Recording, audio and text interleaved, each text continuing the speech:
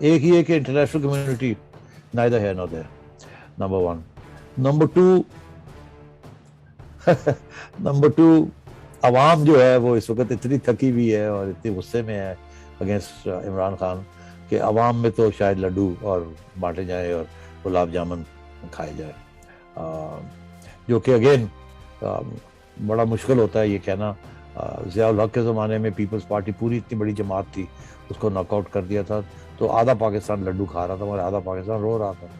مگر آج کے جو حالات ہیں میرے خیال سارا پاکستان ہی لڈو کھائے گا، اور شاید کچھ امیر لوگوں کے علاقے ہیں جہاں چپ کر کے سوم ہوگا، مگر ادروائز کوئی خاص بات نہیں. اور آخری بات یہ کہ اس صورت میں اگر وہ 3 ماہ کے لیے آتے ہیں اور آ کے سپریم کورٹ کو کہتے ہیں کہ جی آپ مہربانی کر کے ایک انٹرم گورنمنٹ لگا دیں جس کا صرف مقصد یہ ہوگا کہ انڈیپینڈنٹ الیکشن کمیشن کے ذریعے ایک انڈیپینڈنٹ الیکشن کروا دی جائے، آپ اس کی نگرانی کر لیں اور ہم آئے ہیں آپ کے حوالے کر کے ہم جا رہے ہیں واپس بیرکس، اور آپ 3 ماہ کے اندر اندر ایک ٹرانسفر آف پاور کروا دیں. ہم نے ایک کرائسس تھی اس کو ریزالو کیا. We can't afford to have army weakened at this time. اور یقینی طور پہ اگر آج کل کا سپریم کورٹ ان کو نہیں ایسی لیجیٹمیسی دیتا تو بہت سے جج بیٹھے ہیں اندر بھی اور باہر بھی جو دے دیں گے ان کو، اس سے کوئی ایسی ایشو نہیں ہے.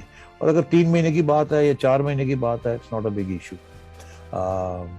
تو میں یہ سمجھتا ہوں کہ فارمولاز اویلیبل ہیں، دقت کسی قسم کی نہیں ہے. اور اگر کسی کی غلط فہمی ہے کہ جی بڑے پرابلمز ہو جائیں گے، یہ ہو جائے گا وہ ہو جائے گا، جتنے پرابلمز ابھی ہیں اس سے زیادہ تو نہیں ہوں گے. شاید کوئی راستہ اور نکل ہی آئے، اگر اسپیشلی اگر ملٹری اسٹیبلشمنٹ کا یہ ارادہ نہیں ہے اس دفعہ کہ ہم نے رہنا ہی ہے. اگر رہنا ہے پھر تو بہت پرابلمز ہوں گے، مگر اگر یہ ہے کہ جی ہم نے یہ سیٹل کر کے واپس جانا ہے اور اپنی انڈیمنٹی لے لینی ہے اور انڈر لا آف نیسیسٹی، تو پھر کوئی ایشو نہیں ہونا چاہیے. باقی آئیے اب اگلی بات یہ ہے کہ تیسرا فیکٹر ان کے حق میں یہ ہے کہ اس وقت جب اگر خدا نہ خواستہ ایسے ہوتا ہے، اس قسم کی انٹرونشن ہوتی ہے، ظاہر ہے خدا نہ خواستہ ہی ہم کہتے ہیں نا، کیونکہ ان تھیری جب ہوتی ہے تو انکانسٹیٹیوشنل ہوتی ہے، اس کے بعد پھر اس کے اوپر کانسٹیٹیوشن کو مہر لگوائی جاتی ہے. ابھی تک تو یہی ہوا ہے، every time there is been an intervention اور ہمیشہ مہر لگ جاتی ہے اور پاس ٹرانزیکشن میں چلا جاتا ہے. تو اب بات یہ ہے کہ اس دفعہ تو میرا خیال ہے نواز شریف صاحب فریش الیکشنز مانگتے ہیں اور فری اینڈ فیئر الیکشنز مانگتے ہیں. زرداری صاحب بھی یہی چاہتے ہیں، باقی پی ڈی ایم ساری یہ چاہتی ہے، اور باہر تو پی ڈی ایم کے علاوہ ہے ہی کچھ نہیں، سارے یہی چاہتے ہیں. تو میرا خیال ہے جیسے ہی خدا نخواستہ اگر ایسے ہوتا ہے تو ان کی طرف سے تو یہ ہوگا جی ٹھیک ہے آپ فوراً واپس جائیں، حوالے کریں سویلینز کے اور ایک فری اینڈ فیئر الیکشن کروا دیں، جو کہ بالکل وہ کہیں گے بالکل یس ڈن. تو مطلب I don't see any problems on that score. مگر آبویسلی لاسٹ فیکٹر یہ کبھی کبھی ایک چھوٹا سا گروپ ہوتا ہے army chief and 1 or 2 colleagues جو اس قسم کے فیصلے کرتے ہیں، دین دے ٹیک سیز پاور. آج کی صورتحال یہ ہے کہ بڑی تبدیل ہو گئی ہے کہ ایک احساس آ گیا ہے اسٹیبلشمنٹ کے اندر کہ یار ہم بہت بدنام ہو گئے ہیں. اور یہ ایک جنرل کی بات نہیں ہے، 2 جنرل کی بات نہیں ہے. ٹھیک ہے ہمیں پسند نہیں تھی یہ بات، یہ جو ایکسٹینشنز ہو رہی ہیں مگر اب جو ہو گیا. مگر یہ تو ایکسیپٹیبل ہی نہیں ہے نا کہ ایک جنرل جو آج 14ویں نمبر پہ ہے وہ اگلے سال 4تھے نمبر پہ آ جائے گا اور پھر 3 اور جنرلوں کو جمپ کر کے آگے چلا جائے گا، اور پھر 6 سال کا ارادے ہیں ان کے اور ان کو اپوائنٹ کرنے والے کے. تو ساری فوج کی جو ہائراکی ہے، جو موٹیویشن ہے، جو اپورڈ لیڈر ہے، وہ سارا کے سارا تباہ ہو جاتا ہے. پہلے ہی اس سے گڑبڑ ہوئی ہے، بالکل اڑ جائے گا. تو اس وقت تو میں سمجھتا ہوں سارے جو 3 اسٹارز ہیں they are all on the same page. We cannot allow this to happen and that merit must prevail. We must pull ourselves back.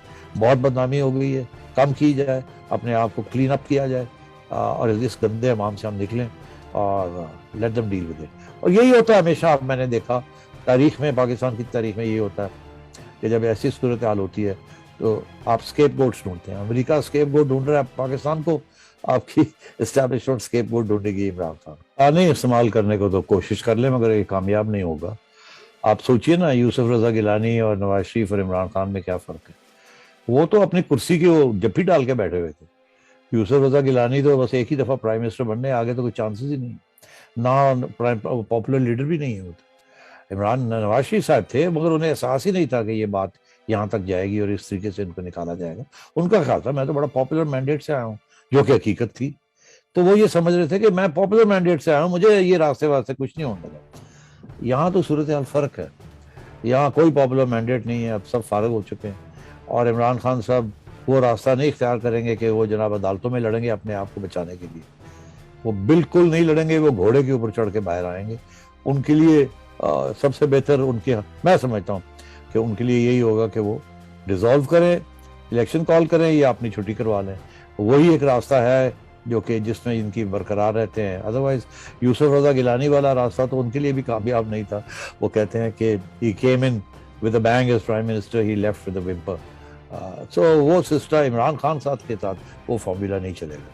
मैंने आपसे कहा मुशर्रफ फॉर्मूला है ना ये, कि नवाज शरीफ साहब ने मुशर्रफ के, उनके पास अथॉरिटी थी, उन्होंने चेंज किया, मुशर्रफ के साथियों ने, और मुशर्रफ ने फैसला किया कि हम नहीं मानते, उन्होंने कू कर दिया।